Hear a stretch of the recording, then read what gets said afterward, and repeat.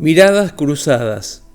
Bien podría tratarse de un guión para una posterior película, de un nuevo rodaje. O bien podría ser la narración de la historia de amor cuyo encuentro comenzó solo con un cruce de miradas. Pero nada de eso. Sencillamente en esta oportunidad quiero recordar lo que hablábamos el domingo pasado. Hablábamos acerca de la gran importancia de que los cristianos, los que amamos a Dios, los que tenemos esta fe, podamos enfocarnos en Jesús, nada más que Jesús. Y dicho enfoque consistía en tener en cuenta que, por ejemplo, lo que decía Jesús hablaba de la importancia de enfocarnos en las cosas espirituales, porque de lo espiritual nace todo lo demás como un resultado favorable. Jesús decía: busquen el reino de Dios y su justicia, y todo lo demás les va a venir por añadidura. Lamentablemente, cuando carecemos de esta relación con Dios, lo primero que hacemos es buscar la bendición sin saber que en el buscar a Dios y el reino, su reino, allí luego viene la bendición y todo lo que nos falta conforme a la promesa que dijo Jesús. Lo segundo de esta palabra, donde hablamos acerca de la importancia de enfocarnos, tenía que ver con una escritura del autor de Hebreos, el capítulo 12, propiamente de la palabra del autor de Hebreos, donde él va a decir que es importante que fijemos nuestra mirada en Jesús, que es el autor y es el consumador de nuestra fe. Es allí donde comienza nuestra fe y es en donde nuestra fe termina en Él, y evidentemente el día que nos encontremos con Él, el día que podamos verlo cara a cara, la fe ya no tendrá sentido, porque la fe tiene que ver con esperar, con esperanza, de verlo. Cuando esto se concrete, allí en Él, en la persona de Jesús, se consumará nuestra fe. Y el consejo de la palabra de Dios es que en este enfoque no lo derivemos hacia nuestra propia persona por nuestra fragilidad, nuestra limitación, porque si nos enfocamos en nuestra vida, en nuestras imperfecciones, realmente uno puede tener una mirada negativa. Tampoco mirar o fijar la mirada en las circunstancias adversas, porque las circunstancias adversas a veces generan temores, generan, distintas sensaciones negativas, emociones negativas que no nos ayudan en nuestro desarrollo como personas. Tampoco debiéramos solamente proyectarnos o fijar nuestra mirada en los momentos buenos, en todas las circunstancias buenas, porque a veces las circunstancias buenas también pasan y de pronto nos encontramos sin habernos conectado con la verdadera fuente. Entonces, lo que dice el autor de Hebreos es exactamente: fijen la mirada en Jesús. Y de esto hablamos de enfoque, de la importancia de enfocarnos en Jesús.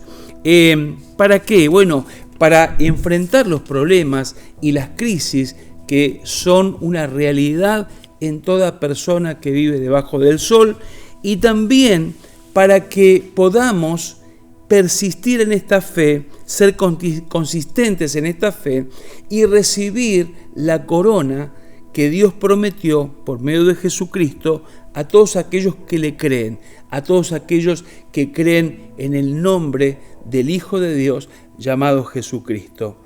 Cuando uno habla en términos de mirar, pensaba que no es lo mismo, proyectar la mirada, poner la mirada en algo inanimado, como un objeto, como algo de madera o de otro metal o de otra índole. No es lo mismo, poner la mirada en un objeto inanimado que mirar a alguien que con su mirada nos estamos conectando, y esa mirada cruzada de alguna manera podamos comunicarnos o por lo menos ver las expresiones mutuas de cada una de las dos personas.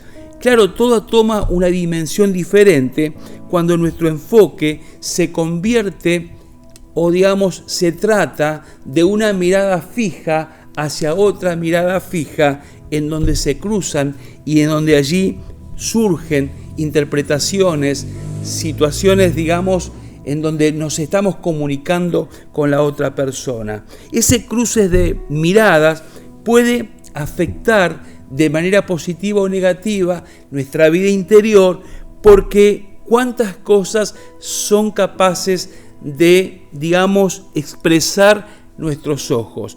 Cuántas cosas podemos expresar a través de nuestros ojos, a través de nuestra manera de mirar.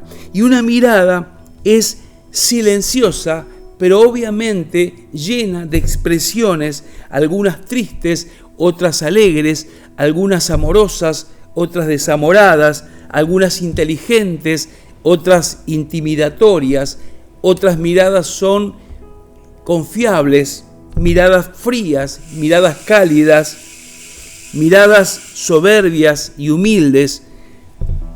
Podríamos mencionar muchas expresiones de una mirada. Y me he dado cuenta que frente a algún error, alguna rotura de algún objeto, cuando nos pasa, algunos nos miran y en esas miradas surgen distintas expresiones. Unos dicen, bueno, ya fue, no importa. Otros dicen, ¿qué hiciste? El otro puede decir, bueno, a cualquiera le puede pasar, pero en esa mirada cada uno puede expresar con sus ojos, con su mirada, lo que está sintiendo en el fondo de su corazón. Cuando uno se cae, a veces en la vereda o en la calle, lo que sucede es que seguidamente tratamos de levantarnos por si alguien nos miró y nos levantamos rápidamente para de alguna manera pasar desapercibidos de ese, como decimos vulgarmente, de ese porrazo o de esa caída. ¿Cuánto nos importan las miradas? ¿Cuánto nos afectan las miradas? Porque ellas poseen el peso de calificarte o de descalificarte, de inspirarte o de desilusionarte. Las miradas tienen el peso de levantarte o de hacerte caer, de aceptarte o de rechazarte, porque detrás de una mirada hay un ser expresando algo con sus ojos. ¿Cuántas veces te habrás sentido condenado o condenada, amado o amada, en la expresión de ciertas miradas? Pero la pregunta puntual es, ¿qué expresan los ojos de Jesús? Porque el autor de Hebreos está diciéndonos, miremos a Jesús, miremos a Jesús. ¿Por qué enfocarnos en Él?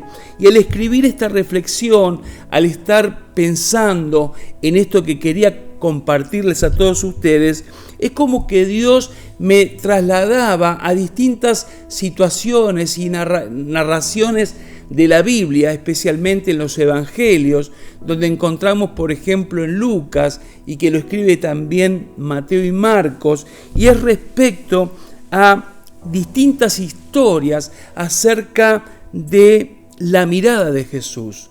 Cómo Jesús, frente a distintas situaciones, su mirada, encarna, ciertas emociones, ciertas palabras o ciertas expresiones, hacia aquellas personas que estaban frente a Él. Y Lucas, allí el capítulo 22 de Lucas, los versículos, todo el capítulo, hay una narración allí que seguramente la conoces, y dice la Biblia que luego de negar Pedro a Jesús 3 veces, Jesús lo va a negar 3 veces, aún estaba hablando cuando cantó el gallo. El Señor ya estaba con los guardias, tal vez uno a su izquierda y a su diestra, a su derecha, pero aparentemente Jesús se vuelve a Pedro, dice que se volvió y lo miró a Pedro. Aquella mirada no fue una mirada condenatoria, solo le recordó a Pedro que Jesús nos conoce más a nosotros que nosotros a nosotros mismos. Tal vez Jesús le estaba diciendo en esa mirada de misericordia, Pedro, ¿te acordás que yo te lo dije? Y pero esa mirada fue una mirada no condenatoria, sino una mirada de misericordia. Pero resultó que al ver Pedro a Jesús en esa instancia, él recordó lo que Jesús le había dicho. ¿Y qué le dijo Jesús en ese momento cuando Jesús le va a decir: miren, muchachos, ustedes van a ser zarandeados por Satanás? Y Pedro ahí se levantó impetuoso con ese carácter que, valga la redundancia, lo caracterizaba de hablar, ¿no?, de manera tal vez así impulsiva. Y entonces dice: bueno, no, pero aunque pase lo que pase, yo voy a estar con vos, y si tengo que ir a la cárcel voy con vos, y si tengo que morir, yo voy con vos, Señor, sabes que conmigo podés contar.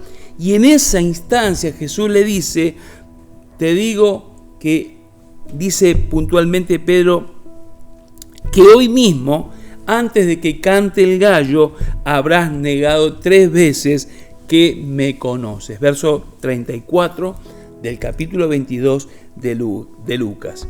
Y aquel cruce de miradas fue la oportunidad para Pedro de reorientar su corazón y de arrepentirse. Y tal vez se preguntó en aquel momento Pedro, y dice tal vez, ¿cómo? Y es más, como nosotros podemos preguntarnos en algún momento, porque en Pedro nos sentimos plenamente identificados muchas veces, así como Pedro se preguntó, nos podemos preguntar nosotros, ¿cómo yo pude negar al Señor? ¿Cómo yo pude negar con mi vida, con mis palabras, con mis hechos, con algunas cosas que dejé pasar, con mi silencio? ¿Cómo yo pude negar a mi Señor? El verso 62 del mismo capítulo 22 dice que Pedro, saliendo fuera, lloró amargamente. No sé dónde estás, ni cuál es tu realidad, no sé lo que estás viviendo, no sé lo que está pasando. Solo míralo a Jesús y comenzá un nuevo tiempo bajo ese tiempo de gracia, de misericordia y de amor y de compasión, como también de transformación y de bendición que Él tiene para vos y para todos aquellos que se atrevan a mirarlo por la fe. Como lo hizo Pedro, a quien le dio, mejor dicho, nuevas y grandes oportunidades. A pesar de haber negado Pedro a Jesús, allí Jesús le da grandes oportunidades. Fue una de las columnas fundamentales en la iglesia primitiva, junto a Juan y Jacobo, otros 2 discípulos de Jesús. Así como también tuvo misericordia y compasión de Zaqueo, un hombre recaudador de impuestos que se había convertido en un gran estafador para la nación judía. Y así también como las grandes oportunidades que le dio aquella mujer adúltera, donde estaba rodeada de personas que querían lapidarla, matarla a pedradas, porque la habían, allí visto en el mismo acto de adulterio, querían tomar venganza según lo establecía la ley de Moisés en aquel tiempo. ¿Por qué el autor de Hebreos nos insta a mirar a Jesús? Porque mirar a Jesús nos inspira a seguirlo, nos fortalece en medio de la crisis, nos ayuda a andar en la verdad como Él anduvo en la verdad, nos enseña a amar a las personas como Él amó a las personas. Es decir, mirarlo a Jesús es una inspiración que transforma nuestra vida en todo momento, y en la medida en que podemos enfocarnos en Jesús, Él estará creciendo dentro de nosotros. Él nos llevará a la estatura de su medida. Él nos ayudará y acrecentará sus virtudes dentro de nuestro corazón por medio de la obra de su Espíritu. Nos enseña a amar a las personas, dijimos, como Él las amó, a mantenernos en sus valores de pureza, en sus valores de santidad, en medio de un mundo de corrupción y de mentira, en un mundo de engaño, en un mundo donde tenés que cuidarte porque si no, te pueden pasar muchas cosas. Mirar a Jesús, seguir su ejemplo, mirar a Jesús, el ejemplo de obediencia al Padre, que a pesar de que la obediencia pudiera costarle la misma muerte, Él persistió, se determinó en su vida de poder hacer la voluntad de Dios.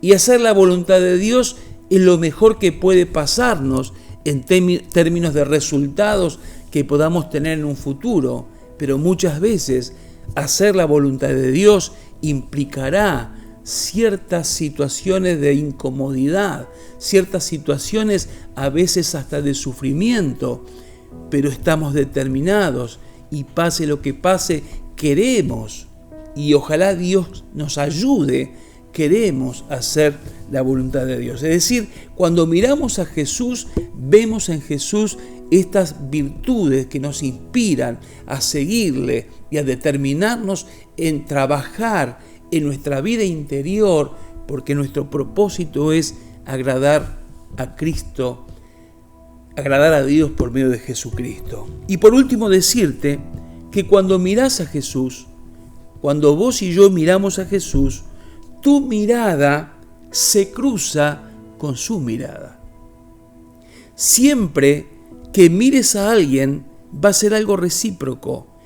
Cuando mirás a alguien y lo mirás de frente y podés también ver la respuesta o por lo menos una expresión de esa mirada, cuando mires a Jesús, tu mirada se va a cruzar con su mirada, con la suya, y mirar a Jesús también implicará sobre tu vida, va a implicar, digamos, algo importante de Jesús sobre tu vida, tu realidad presente, tu realidad futura. Algo va a suceder en esa mirada, porque quien lo mire por medio de la fe, dice la Biblia, jamás. El que puede mirar a Jesús por medio de la fe, es decir, creyéndole, no le conocemos, no sabemos cómo es su silueta, pero por medio de la fe podemos determinar, decir, Señor, te puedo conocer tu corazón, puedo conocer tu amor, puedo conocer tu misericordia, puedo conocer tu manera de reaccionar frente a la necesidad humana.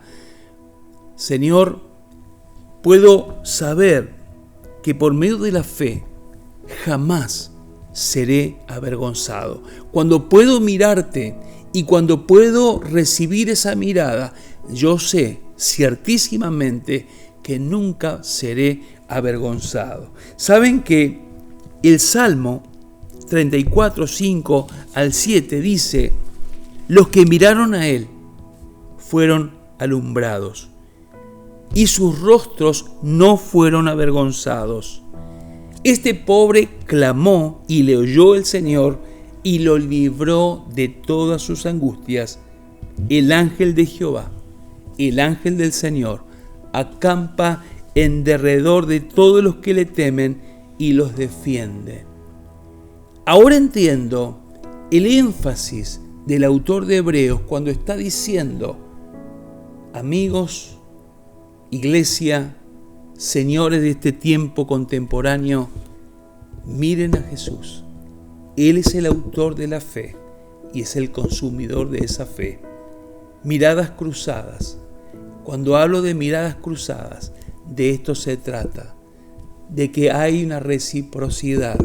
Cuando lo miras a Él, Él te puede mirar, Él te puede transformar, Él te puede levantar, Él te puede ayudar, Él puede estar a tu lado, Él puede socorrerte, Él puede levantarte. Como decía el texto, la experiencia más profunda de este hombre, miraron a Él y fueron alumbrados y sus rostros nunca fueron avergonzados. Amigos, familia, miremos a Jesús. Yo quiero orar en esta oportunidad para que podamos ser ayudados, ser capacitados, ser inspirados por el Espíritu de Dios. Pase lo que pase, venga lo que venga, a trazar nuestra mirada en nuestro Señor, aquel que se atrevió a dar la vida por nosotros. Y Pablo dice, si Jesús, siendo nosotros pecadores, murió por nosotros, ¿qué no hará ahora que somos salvos por su gracia? Padre del cielo, en este preciso momento, toda persona que está viendo esta transmisión, yo quiero pedirte que tu presencia los toques, Señor, que los convenzas, que les des la fortaleza y la determinación de que pase lo que pase, Señor, ellos puedan permanecer fijando sus ojos en tu preciosa y amorosa persona. Recibimos tu bendición, recibimos tu amor, Señor, recibimos tu ayuda. Señor, que no perdamos la fe, sino que podamos anclar nuestra fe mirándote en todo tiempo y siendo más que vencedores por medio de tu amor. En tu nombre, Señor. Gracias en el nombre de Jesús. Amén. Dios te bendiga.